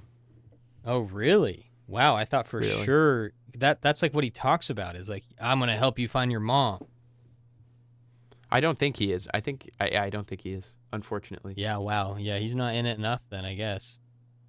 But yeah, that's very cool. And I mean, there's so many people from these games that we are not talking about, you know, like Oda Nobunaga. Hundreds. Oh my gosh. We could do a whole episode on him. Oh, you don't have Oda? I figured he was your fifth. No, he's not my fifth. No. That would be a great one though. You know, another episode. I thought you loved him. Some of these, so just so you guys know, watching, we do want to do some deep dives, and let us know in the comments how you would like that. Where rather than doing a really broad, dive on some of these characters, we're doing a deep dive into like, hey, here was the political atmosphere of Victorian England leading up to the events of Assassin's Creed Syndicate, or specifically like Assassin's Creed Valhalla with King Henry, and like what was the relationship with Vikings and the Anglo-Saxon people, and then all of the lords within England at the time, because all of that, if you're not familiar with it and you're just taking it all from the fire hose, you're like, whoa, like I don't understand. I don't know which of these names that are being dropped and these characters that we're meeting, which of them are actually relevant and which ones are not. Like which one should I care about?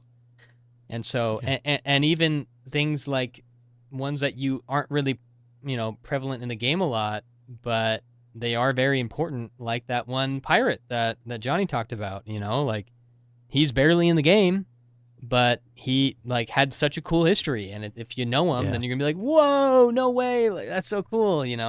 I didn't know anything about Oda Nobunaga before the games. And then afterwards going and researching him, I'm like, whoa, like I cannot believe how accurate they were with everything that happened, and that they were able to concoct such a cool, story as if they made it from scratch to be dramatic and everything. But it's like, no, this actually happened just like this, so very, very cool. I love that. Well, my last person that I'm going to be talking about today is none other than King Washington. Not actually King. Oh, yeah. George Washington. I say King Washington because there's a DLC, of course, of King Washington. That is all fake. Not going to be talking about that. I actually never, surprisingly enough, AC3 is my favorite AC game.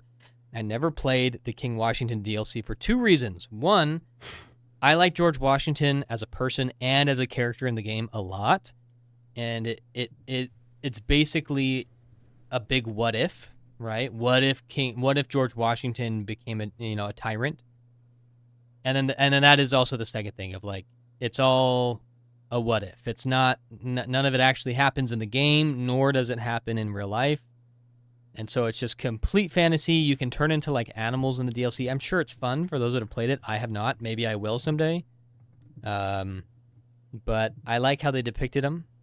But here's a picture of George Washington in the game. when in fact he almost looked nothing like this. He, at least without the powdered wig, we all know what George Washington looks like with the powdered wig when he's 60 years old, right? But when he was young, he actually had red hair, which I thought was interesting. But the second big thing, not to have a play on words there, is he was effing huge. George Washington was 6'2", which may not seem that big, okay? 6'2", some of you may be 6'2" or taller or have family members or know people, right? People are tall. However, the average height back in the day, in the 1700s, I Googled this, was 5'5" for a man in the 1700s. Today, it is 5'10". So the difference between an average man today and someone who's 6'2" is 4 inches. Compare that to 5'5". Are you kidding me? A 9-inch difference from the average man to George Washington. This guy was a freaking giant. So that alone, like, they did not depict how tall he was in the game. They kind of have everybody being like the same size. And I get it. They're all, models, like character models in a video game. But this guy was freaking huge compared to everybody else. Like, everybody was so short in the 17 and 1800s that if you actually go, and Johnny, you probably know this being from Boston, if you go into some historical homes and historical buildings, the door frames are significantly shorter. Yeah. I'm in Utah. Everything. We have a lot of 1800s architecture from the pioneers that first came here. Again, average height was way shorter. And so all of the door frames are like, you got to duck through. I'm only 6 feet tall, but I still have to like duck through some of the stuff because it's like they were just shorter. So very interesting. He looked very different. One last thing on his appearance. He had some wild teeth. Oh, God. So I'm sure some of you may know this. Maybe you know it from that one comedy bit from that one comedian. I don't remember his name. He has a pretty funny bit about it. But he had some nasty teeth issues, sadly, like young in life. Like, it wasn't when he was old. It was like before he was even president of the United States. He, like, basically lost all of his teeth, and they were just rotting and nasty. So he had fake teeth, and this is what they look like. These are his actual teeth. This is in a museum. It is nasty. Ew. And they are made up of his own teeth that have fallen out, horse teeth, ivory teeth, and slave teeth. Oh, my God. And they were all, like, spring-loaded, so you can actually see, like, little springs in here. And so it was all, like, spring hinges and everything. And I believe that the actual dentures, I believe that they were lead. Maybe they were iron. That is insane. They probably weren't. You know how I think heavy maybe that must have been in his again, face? you can see that it's metal, nasty. So that's why every depiction you see of him, every painting that was actually painted in the 1700s of George Washington, it is with his mouth closed, right? He's kind of just not even smiling, right? Because he had a nasty, nasty mouth. So you can imagine this red-headed 6'2" monster with nasty ass teeth coming at you on a horse and a sword. I'm good. You're terrified, bro. You're terrified. So physically, I think that is one of the biggest differences, was all of those that I noted. One big one as well was just kind of his military competence in the game. In the game, he's kind of portrayed as he failed a lot, which of course the early settlers did fail a lot, and the founding fathers often were at odds with each other. But they kind of show him as like incompetent in where Connor and the assassins are specifically having to save his butt all the time. And like Connor literally is roasting George Washington multiple times. Like, yeah, well he's like, I love the scene actually. I love the scene for Connor where he says, that is the last victory that I'm going to be giving you, Washington. Don't expect another one. And so it's really painting this light of he's pretty incompetent, and if it wasn't for Connor, he wouldn't be winning all the time. When in reality, he was one of the most brilliant logistical leaders in the world. And like, if they were so outmatched and outnumbered during the Revolutionary War that Like, if you had placed bets on it, it would be like 1,000,000 to 1. There is no shot that they are going to win against the biggest empire that the planet has ever seen, besides Rome, kind of. But the English Empire at the time was massive. Yeah. And so he was most well known for his Fabian strategy. I don't believe that he invented it. Maybe he named it. I believe that he named it after. So there's a Roman general whose part of his name was Fabian, who actually used this tactic. It's kind of like guerrilla warfare, which they did use a lot in the Revolutionary War, and you obviously, as Connor, use a lot in the game. But he specifically won a lot of battles by basically starving out his competition. So he would drag out battles where he would kind of outlast his opponent, where he would cut off supply chains. He would, he would taint water, or he would, cut off ammunition and supplies coming in, and he would outlast them to weaken their forces and then win the day. So really, really good tactic, especially against the British that were used to fighting in a very specific manner back then. And he knew he knew their crippling point. He was a general for the British Army for a long time, so he knew how to win, which, really cool. So way more competent as a military leader. Some things that were true in the game, it's revealed that the attack on Connor's village, the razing of his village, was actually executed by George Washington, and that Lee was only fulfilling Washington's command. Oh, man. And so that's a big turning point in the game. That's where Connor's like, okay, I've got no allies. Like, screw the Americans, screw the British, screw the Templars. I'm on my own. And so not Connor's village, obviously, but historically he did order the Sullivan expedition, which was the razing of the Iroquois villages. And he actually got the name Town Destroyer from doing that. So that part is accurate. History is a little dodgy. But he was a very private guy. He did love theater and dancing and high energy parties. And he did beat the British in the Revolutionary War because of his brilliance in war. Hell yeah. So really cool. I love George Washington. I love American history. Like Revolutionary War period. I really do like his depiction in the game for the most part. But yeah, kind of funny all the differences. It would be kind of fun to depict him as this 6'2", giant, redheaded, nasty teeth horseman. He's like a cartoon, though, in American culture at this point. Like, if they depicted him as that, people would be like, who the hell is that? Whereas you could show this, like, cartoon version of George Washington. Everyone would know exactly who it is instantly. You know what I mean? Yep, definitely. But, that's my last one. Slave teeth grossed me out. That's disgusting. That's so Did you know nasty. that about his teeth? I didn't. I thought it was like wood or horse. I knew the horse thing. I heard maybe it was wooden. I did not know it was some other guy's teeth. No wood actually at all.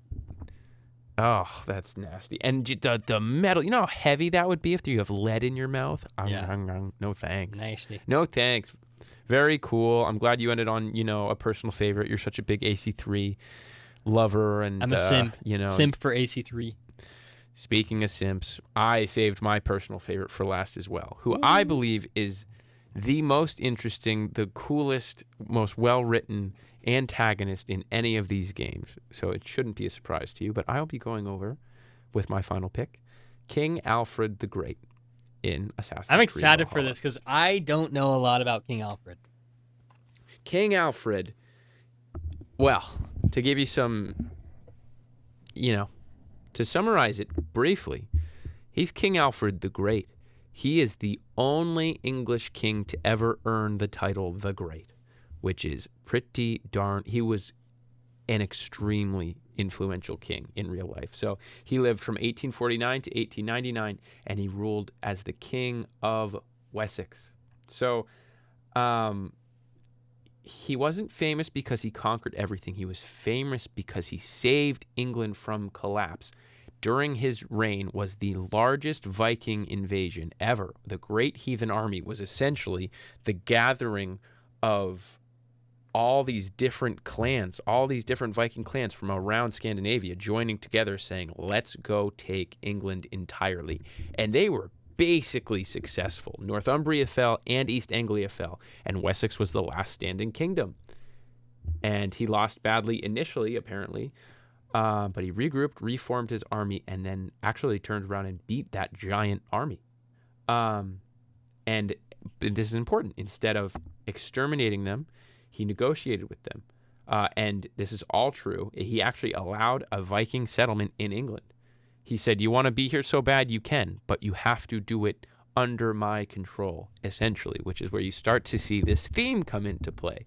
So he was a ruler in the most, plain of terms. He ruled over everybody, every one of his subjects, everybody in the kingdom was under his control. And he did that through a bunch of systems. His whole thing was systems and organization and reforming things.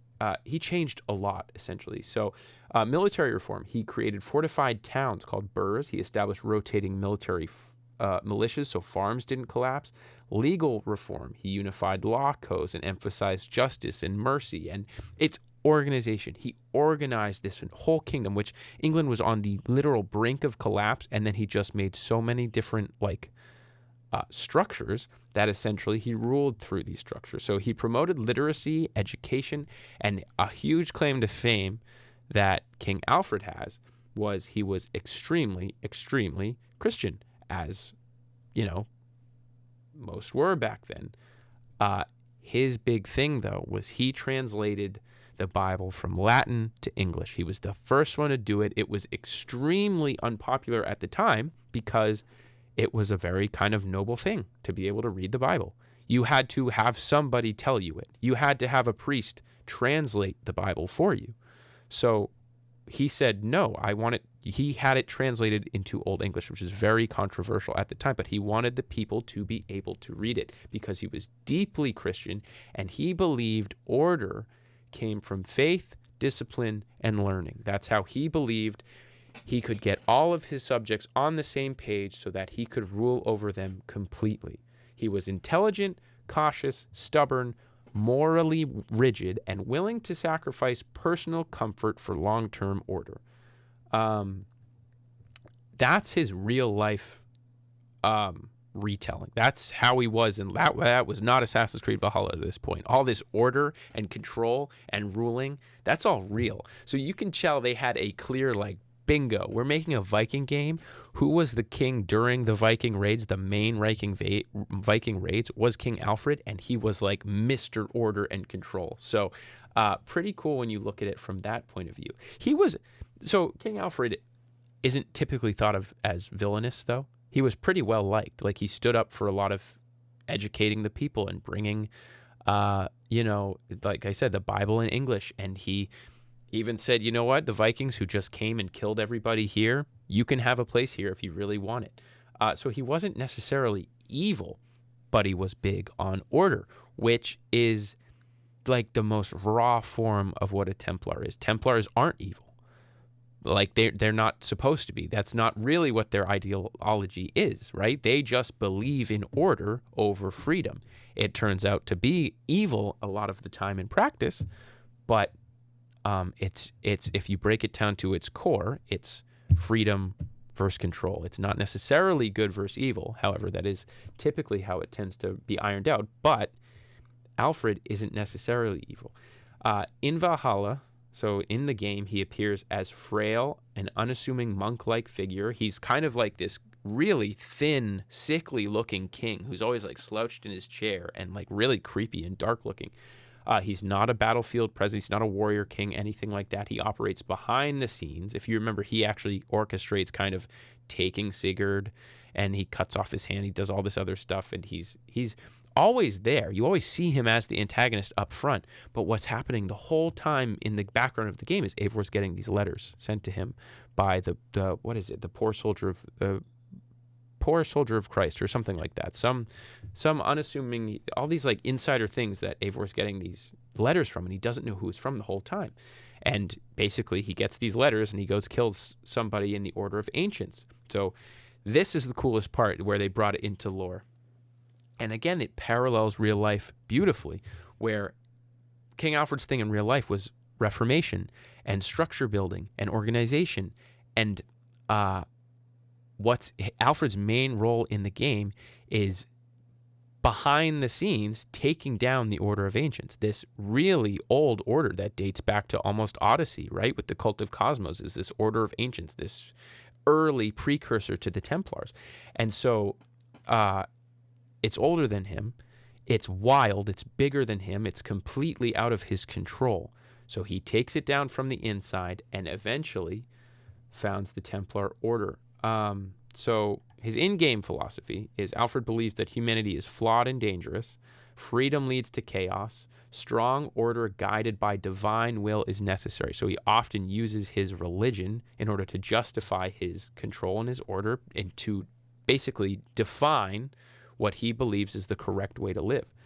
The Order of Ancients became corrupt and self-serving, and he didn't like that. So instead of ruling through them, he destroys the order and replaces it with something stricter, more disciplined, more obedient to faith and to structure. And he aligns himself ideologically against the Assassins, which are absolute freedom, and the Order of Ancients, which represent some unchecked power. He wants controlled order, not domination. And this is extremely, extremely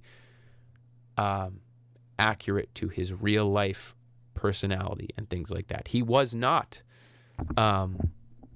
some big fighting warrior king as many were back then. A lot of kings. King Ecbert was a big, I know, he was his grandfather.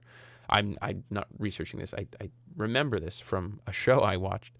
Ecbert was this big warrior king. There were plenty of warrior kings. He was not one of them. In fact, he was sick. He was a very sick person. He had some medical conditions and all this other stuff. So the way they depict him in the game as like this skinny, unathletic looking kind of decrepit young man. He's really in like his 30s and 40s, but looks ill the whole time and working in the shadows and behind the scenes and putting up all these structures in order to gain control is all extremely accurate. And I think it's really cool. Most media portrays him as like a shining defender of England and like the stereotypical king with the big beard and the big crown, and he's more built in most media, whereas Valhalla, according to this source, Valhalla gets it quite right into what it actually was. And where Assassins represent freedom, Templars represent order, Alfred bridges between belief and control and controlling through structure and order. So, fascinating character. I love the way he's working behind the scenes the whole time and sneaking around and getting Eivor to do his like bidding without him really realizing it, taking down the Order of the Ancients so that Eivor's like, great, the Order of the Ancients are done.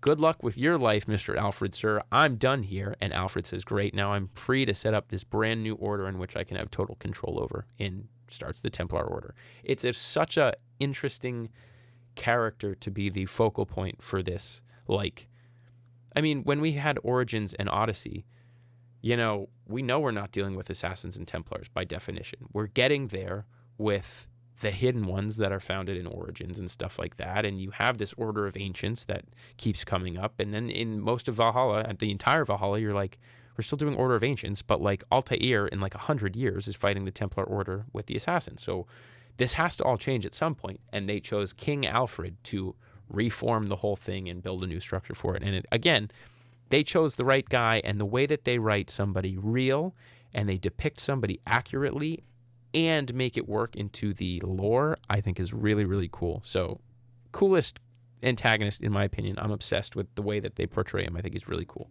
Yeah, I love that so much. And I mean, he's honestly like a good version of Emperor Palpatine a little bit, where he's playing both sides. He is the master strategist.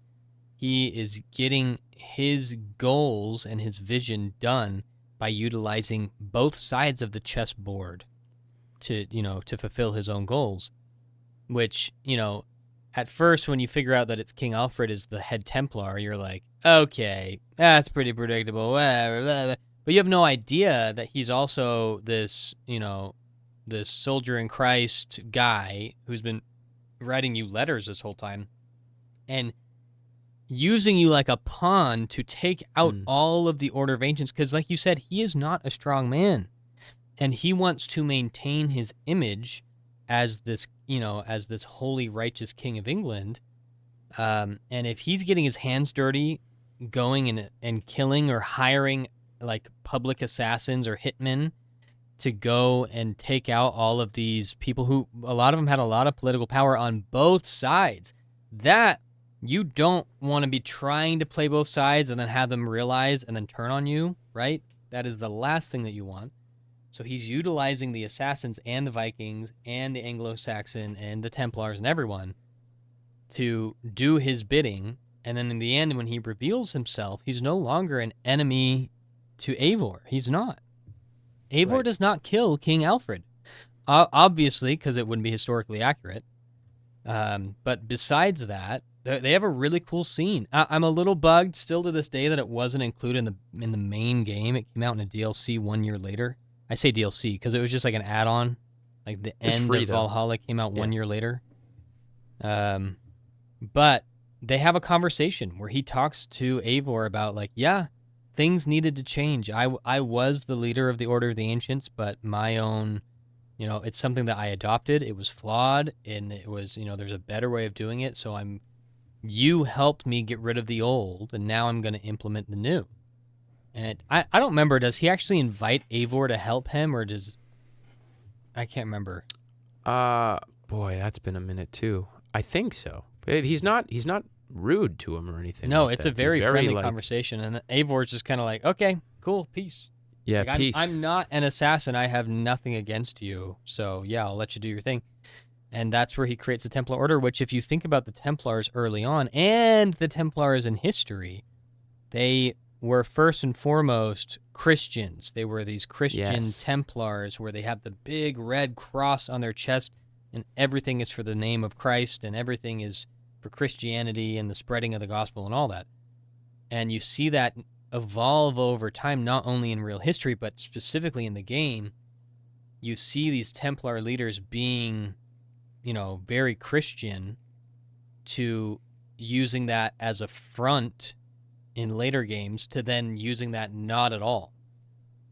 And so you see this shift happen where it's no longer order for peace sake, it's order for power sake.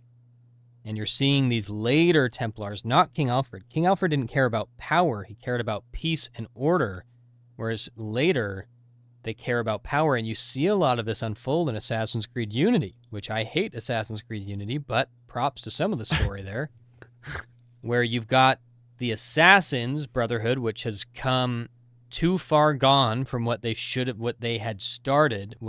as, what the main goal of the Assassins was. And same with the Templars. You have, what's his name? In Unity? Yes, who's the main bad guy in Unity? Oh, Germain. Yeah, Germain. Yeah. You got me there. We made it all the way there. But yeah, you have Germain, and you have I'm forgetting everything. Arno's master. What's his name? Oh, God, damn it. Oh, jeez. We're gonna get cooked in chat. Are you guys even Assassin's Creed creators? It's 1:30. It's 1:30 in the morning. Give me a break. It is 1:30 in the morning for Johnny. But anyways, those two guys are both doing the same thing, where they are realizing that their orders have gone way too far from what they should have been at the start, the Templars and the Assassins, and they try to do, they take drastic measures to rebuild things. Both of them are punished for doing so, but both of them were correct. Wait, you're talking about Belek? Belek. Yes. Okay. So Germain and Belek did have the right idea. I don't think Germain was doing it for Christianity at all. So he kind of didn't have the right idea, but Belek definitely had the right idea. And I will die on that hill. Maybe we'll do a podcast episode about how Belek is really the hero and Arno's the effing villain of that game. Yes. But yeah, so you see those themes later on where you see that the intentions of what King Alfred set up eventually expired and became abused because they just want power. Right. Exactly. Which is why I think it's interesting that in history, he's not really a villain. And in the game, he kind of helps you with your goal, which is essentially take down the Order of Ancients. And he and like I said earlier, like the concept of a Templar isn't inherently evil. It's when they go for power, like you said, that turns them into these evil, terrible bad guys. And it's a more corrupt version of what Alfred was building. He wanted to build this order that he could control, that he believed would help rule and bring the right way to live to people, which in his definition was order and not freedom. But that's their real differences there. But it is interesting how you have a more well-meaning Templar who was depicted in history as not a bad guy. He was a hero in a lot of ways, Alfred was, and yet they chose to make him a Templar because of his obsession with control and order. And I think it's fascinating. I think he is the most interesting antagonist in the series. So, yeah, guys, we need to see more stories like that told without it being a Romeo-Juliet story. Yeah, I agree. But Yes. anyways. Yes. Well, right, that was great. I hope you guys liked great. this episode. We are going to be doing more history-based episodes. I had a lot of fun, and I liked learning about the 5 that you had. I liked your niche picks that you had. I had fun, too. This was a blast. I mean, it's over 2 hours now, and I loved hearing about... I'm glad you did more of them, like ones that people will know and care about, because I'm sure people will go, oh, who the hell is Johnny talking about now in hour number 2? So this will be, it's good. I think we had a good mix, but it's fascinating. I love doing the research for it. Like that moment where I saw that, like, oh, this guy Hattori Hanzo is from Iga and he led this like little guerrilla group of ninjas. I was like, oh, that's so cool. Like, that's so cool. When they do it right, man, this stuff hits. So, guys, thank you so much for watching. It is extremely late, and this was far long enough, so I think we should just wrap this up here. But, Bubba, any last words here before we go? Leave in the comments specifically what history-type episodes you'd like to see us talk about and research and share with you guys. If you guys have some good ideas, I'm sure you guys do. Leave it in the comments what you guys want to see. And if you have any other fun facts about other people in history that are in the games that people may not know, put them in there. I want to see them. I want to see comments like that. Me too. So. Me too. All right, guys. Oh, last thing. Beneath the Hood is now on Spotify. It's on the AC Johnny YouTube channel, and we are moving over to a dedicated Beneath the Hood YouTube channel. It's on all 3 of those. You guys can check it out wherever you want.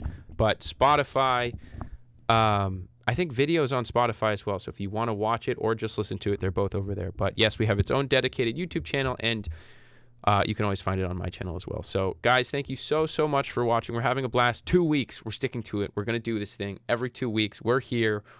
We're doing this thing. So Bubba, a pleasure as always. I love you. And everybody else, thank you so much for watching, and take care. Bye.